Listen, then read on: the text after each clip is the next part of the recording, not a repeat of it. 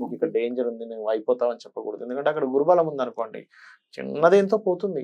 తెలిసిపోతుందా sir? తెలుస్తుంది, అంటే ఎలా ఆ, చనిపోతారు? తెలుస్తుంది.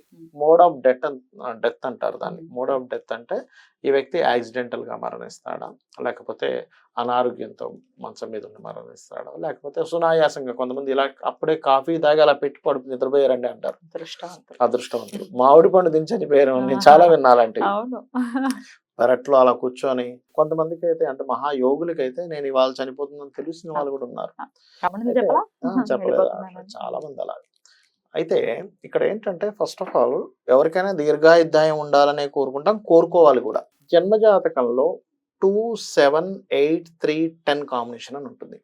2 మారక స్థానం, 7 మారక స్థానం. 2, 7 ఎందుకు తీసుకుంటామంటే ఆయుష్కి వ్యయభావాలు ఇవి. 3, 8 స్థానాలు వ్యయ స్థానాలు అంటారు. సో 3, 8కి 3, 8 ఆయుష్